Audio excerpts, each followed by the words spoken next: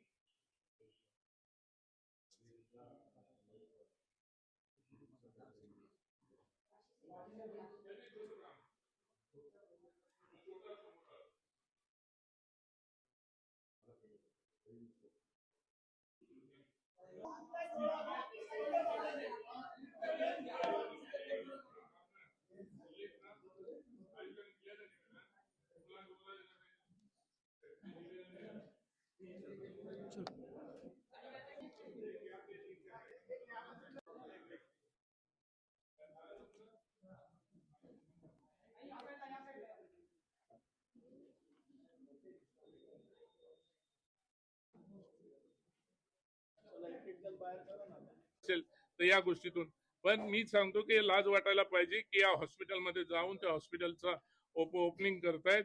आज त्या बाजूचं फोर्टिज हॉस्पिटल नवी मुंबई महानगरपालिकेच्या मालकीचं हॉस्पिटल पूर्णपणे त्यांनी त्या फोर्टिजच्या दावणीला बांधलेलं आहे. ह्या पद्धतीने जर प्रशासनात जर एवढी जर धमक असेल गणेश नायकामध्ये तर त्या हॉस्पिटल ताब्यात घेऊन दाखवावं. तुम्ही सचिव विभागावर पण कारवाई होणं आवश्यक आहे का? नाही, आम्हाला जे पत्रिका पाठवण्यात आल्या त्या पत्रिका ज्या आयुक्तांनी काढलेल्या पत्रिका होत्या त्या पत्रिका नाहीत. आम्हाला पत्रिका वेगळ्याच पत्रिका काढण्यात आल्या.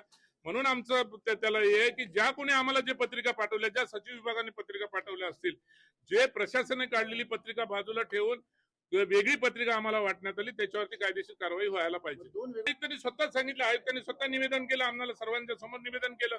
आयुक्त स्वतः बोलले की ही पत्रिका मी छापलेली नाहीये, मी काढलेली पत्रिका, मी प्रशासनाने काढलेली पत्रिका होती, ती प्रशासनाची पत्रिका, ती बाजूला त्यांनी मला माहित नाही त्या बाबतीत, पण प्रशासनाची पत्रिका माझी वेगळी होती आणि ही पत्रिका वेगळी आहे. म्हणून म्हणण्याच्या बाजूने असं नाही, प्रशासनाने प्रशासनाच्या पद्धतीनेच चालतायत आणि प्रशासन त्या पद्धतीने चालायला बघते.